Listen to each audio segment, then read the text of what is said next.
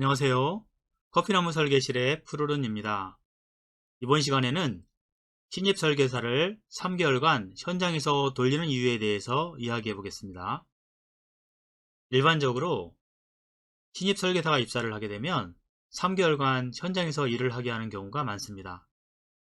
그 이유를 정확하게 알려면 설계실의 상황과 현장의 상황, 그리고 설계사가 설계를 하는데 필요한 기본적인 지식들에 대해서 파악을 해야 되거든요. 그럼 먼저 설계사가 설계를 하는데 필요한 기본적인 지식들에 대해서 알아보도록 하겠습니다.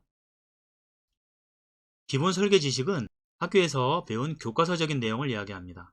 그 다음 삼각법이란 삼각법의 규칙에 맞춰서 투영하는 방법을 이야기합니다. 독도 능력이란 도면을 읽는 능력을 이야기하고요. 현장 스케치 능력이란 현장에 설치되어 있는 기계나 부품들을 종이에 옮겨 그리고 치수를 입력하는 것을 말합니다.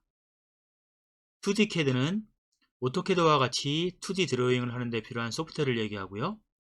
3D CAD는 인벤터라든가 솔리드웍스, 카티아 등과 같이 입체적인 3D 도면을 그리는 소프트웨어를 말합니다. 실무 설계 방법이라는 것은 각 회사별로 회사에서 만드는 기계에 대한 도면을 그릴 때 실무적으로 표준화 시켜 놓은 설계 방법을 이야기합니다. 기계 작동 원리란 각 회사가 만들어 놓은 기계가 작동하는 원리를 말합니다. 회사마다 다 틀리겠죠? 기계 가공 지식이라는 것은 내가 설계한 부품이 밀링이나 선반 또는 NC 기계에서 어떻게 가공되는지에 대한 지식을 이야기합니다. 금속 재료 지식이란 대부분의 기계가 쇠로 이루어져 있는데요. 여러 종류의 쇠를 사용합니다. 그 각각의 쇠에 대한 지식을 이야기합니다. 열처리와 후처리 지식은 쇠를 강하고 튼튼하게 만드는 것을 열처리라고 하고요. 후처리라는 것은 쇠 표면을 매끈하게 한다거나 거칠게 한다거나 하는 후처리, 뒤에서 하는 처리 방식을 이야기합니다. 기계 조립 지식이라는 것은 우리 회사에서 만드는 기계가 어떤 순서에 맞춰서 조립이 되는지에 대한 지식을 얘기하고요. 각종 구매품 관련 지식은 기계에는 여러 종류의 구매품들이 들어가는데 그 많은 구매품들에 대한 지식을 이야기합니다. 다음, 전기작업과 프로그램의 흐름은 전기작업은 기계가 작동을 하려면 반드시 전기가 들어가서 움직임을 구현을 해야 되거든요. 그래서 전기 작업을 할 때 필요한 여러 가지 요소들이 있습니다. 그런 것에 대한 지식을 말하고요. 프로그램이란 기계가 동작을 할 때 요즘에는 PLC 프로그램이라고 해서 컴퓨터에 동작을 입력하게 되면 그 명령을 받고 기계가 작동을 하게 됩니다. 이런 것에 대한 흐름을 알고 있는 것이 중요합니다. 자, 여기까지 전체적으로 설계사가 설계를 하는데 필요한 가장 기본적인 지식들에 대해서 이야기를 해봤거든요. 그런데 신입사원이 입사했을 때 신입사원에 대한 관점이 두 가지가 존재합니다. 첫 번째는 회사 사장님의 관점이 존재합니다. 그리고 회사에서 설계하는 설계사들의 관점도 존재합니다.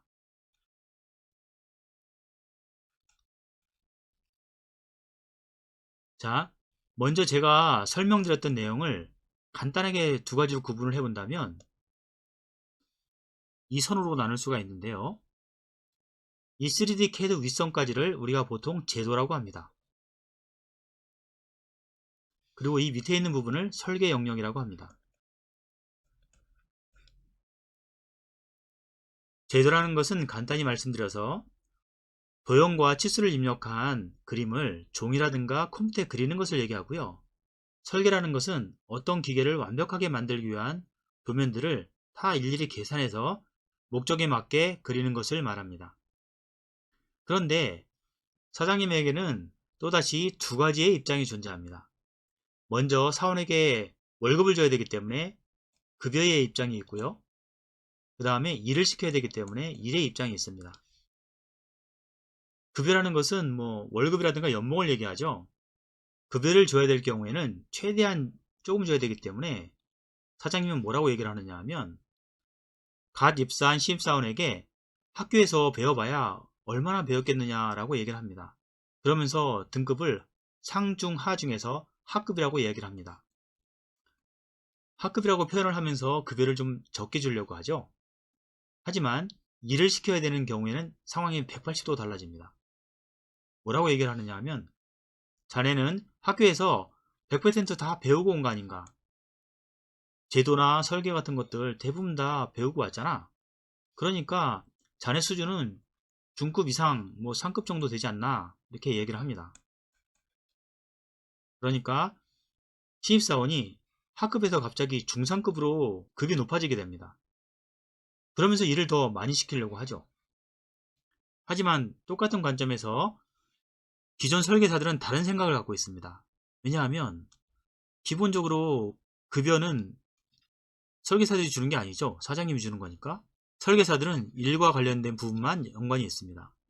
그런데 설계사들은 신입사원의 수준이 그렇게 높지 않다는 것을 알고 있습니다. 왜 그러냐 하면 기본적인 설계 지식이라는 것도 교과서에서 배운 것이니까 시험 치고 나면 다 까먹었을 것이고, 뭐 삼각법 같은 것도 가장 간단한 것만 하다가 왔을 겁니다. 그 다음에 독도 능력이라고 해봐야 여기도 마찬가지로 단순한 것만 하다 왔겠죠. 또 현장 스케치 같은 것은 해본 적이 없을 겁니다. 아마 거의. 또 2D 오토캐드 해봐야 단축키 정도만 쓰고 왔겠죠. 많이 해봐야 단축키 정도. 3D 인벤터라든가 솔리드웍스를 하고 왔다고 가정을 한다고 하더라도 여기에도 마찬가지입니다.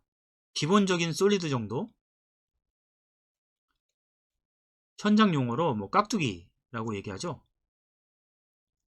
깍두기란 뭐냐 하면 3D를 그릴 때 주로 네모나게 깍두기 모양으로 그린다고 해서 현장에서 재미있게 부르는 말이 깍두기입니다. 이 정도 하고 온 것이기 때문에 사실 하급이라고 생각을 합니다. 이 정도 가지고는 설계를 못한다. 도면을 못 그린다라는 것을 알고 있죠. 그러면 현장에서 배울 수 있는 것은 뭐가 있을까요? 실무 설계의 방법은 설계실에서 배워야 됩니다. 확실하게. 기계작동 원리에 대해서는 현장에서 일부 배울 수가 있습니다. 또 기계 가공 지식, 이것은 설계실에서 배워야 됩니다. 왜냐하면 각각 부품마다 가공하는 방법이 틀리거든요. 금속 재료에 대한 지식도 설계실에서 배워야 됩니다. 열처리나 후처리에 관련된 지식도 설계실에서 배워야 됩니다. 기계 조립과 관련된 지식은 현장에서 일부 배울 수 있습니다. 각종 구매품 관련된 지식은 설계실에서 배워야 됩니다. 전기 작업이나 프로그램 흐름에 대해서는 현장에서 일부 배울 수도 있습니다. 자, 기존의 설계사들이 생각하는 것은 현장에서 배울 수 있는 것은 그렇게 많지가 않습니다. 그런데 사장님은 어떻게 생각을 하시느냐? 새로 입사한 신입사원에게 자네는 중상급으로 다 할 수 있잖아. 그러니까 못하는 나머지 부분들이 현장에서 배울 수 있는 것들만 하면 얼마든지 설계를 다 잘할 수 있는 거야. 그러니까 현장에 가서 100% 일을 배워오게 하는 거죠. 또는 심지어 3개월 동안 출장을 보내기도 합니다. 이렇게 끝나고 나면 설계를 잘할 수 있을 거라고 생각을 하는 거죠. 하지만 설계사들은 그렇게 생각을 하지 않습니다. 100% 현장으로 하지 말고 50대 50 정도 합시다 라고 이야기를 합니다. 뭐냐, 설계실에서 50%를 입고 그 다음에 현장에서 50%를 입게 하는 것이 좋겠다 라는 것이 일반적인 생각이죠. 그런데 이런 건의를 사장님한테 하면 받아들여지는 경우도 있고 안 되는 경우도 있습니다. 그러면 설계사들이 이걸 강력하게 주장을 하느냐? 그렇지도 않습니다. 왜냐하면 설계사들은 기본적으로 프로젝트를 진행하고 있죠. 일이 굉장히 바쁩니다. 그런데 만약에 설계실에 신입사원이 들어오게 되면 어떤 일이 생길까요? 이 신입사원 교육을 해야 됩니다. 그러면 프로젝트 일을 하랴, 또 교육도 하랴, 교육 자료 준비해야 되죠. 할 거 많죠. 그러니까 설계사들도 거의 그냥 신경을 안 쓰고 손을 놓습니다. 그냥 알아서 하시겠지. 자, 이제 3개월이 흘렀습니다. 어떤 일이 생길까요? 사장님은 자 3개월 지났으니까 이제 설계를 해라 라는 지시를 합니다. 프로젝트를 진행해라. 그런데 이 신입사원이 제대로 일을 할 수 있을까요? 못합니다. 왜냐? 이 기본적인 것들, 가장 기본적인 것들 있죠? 학급에 속하는 이것을 업그레이드 시키지 못했습니다. 그리고 현장에서 배운 몇 가지 정도, 작동 원리, 기기 조립 관련된 거, 전기 작업이나 이런 거는 어떻게 하나 대충 살펴본 거, 요 정도밖에 없죠. 또 출장을 다닌 사람은 더 어렵습니다. 출장 가가지고 할 게 뭐 있을까요? 조립사들이 조립할 때 옆에서 공구를 찾아서 전달해 주는 거, 현장에서 기계가 어떻게 작동하는가 그거 살펴보는 것, 그런 거 3개월 하다가 오는 겁니다. 그리고 막상 도면을 그리려고 하다 보니까 딸리는 기본적인 지식, 그 다음에 실무적인 것들을 전혀 배우지를 못했잖아요. 이런 실무적인 것들을 배우지 못하다 보니까 이 설계사는 일을 할 수가 없는 겁니다. 설계하러 들어왔는데 설계를 할 수가 없는 겁니다. 그래서 제일 좋은 방법은 설계실과 현장을 50대 50으로 해놓으면 설계실 업무도 배우고 현장 업무도 배울 수 있습니다. 그래서 이렇게 3개월 동안 50대 50으로 수습 기간을 보낸 사원은 기본적으로 흉내는 냅니다. 하지만 현장에서 100% 일을 한 직원과 100% 출장만 다닌 직원은 절대로 도면을 그릴 수가 없습니다. 이런 차이가 눈에 보이시나요? 그런데 3개월 수습기간 후에 사장님은 의문을 표시합니다. 자네 왜 못해? 라는 거죠. 왜 못해? 잘한다며. 잘한다고 해서 우리 회사에 들어왔잖아. 그렇게 이야기를 합니다. 그런데 그게 아니죠. 신입사원은 경력사원이 아닙니다. 심지어는 경력사원이라고 하더라도 회사마다 틀린 기계작동 원리를 새로 배워야 되고요. 회사마다 틀린 실무 설계 방법에 대해서 숙지를 해야 하는 시간이 필요합니다. 그런데 신입사원 같은 경우에는 말할 것도 없이 너무너무 어려운 상황이죠. 그래서 수습기간 끝나고 난 다음에 갑자기 무능력한 사람으로 인정받기 시작합니다. 무능력자가 되는 거죠. 옆에서 보고 있으면 참 안쓰럽습니다. 실제로 이게 아니거든요. 능력이 없는 게 아니고 능력을 펼칠 수 있게끔 각각 요소들을 지원을 해줘야 되는데 오히려 다 길을 막아버린 거죠. 그래놓고 왜 능력을 발휘하지 못하느냐라고 얘기를 합니다. 신입사원 입장에서는 굉장히 어려운 시간을 보내는 겁니다. 여러분들께서 입사하신 후에 100% 현장이나 출장 업무를 보라고 하면 50대 50으로 일을 할 수 있게 해달라고 요청을 하셔야 됩니다. 3개월 수습기간 끝나고 난 다음에 여러분들께서 평가를 받을 때 새로 연봉을 협상하는 회사도 있을 수도 있고 없을 수도 있겠지만 여러분들의 제대로 된 능력을 평가받기 위해서는 반드시 설계실과 현장의 모든 경험이 필요합니다. 이렇게 하지 않으면 능력 있는 사람도 무능력자가 될 수도 있습니다.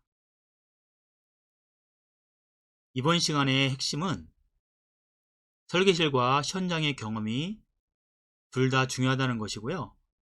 그래야지만이 여러분들의 능력을 정확하게 평가받을 수 있고 또 능력을 키울 수 있다는 점입니다.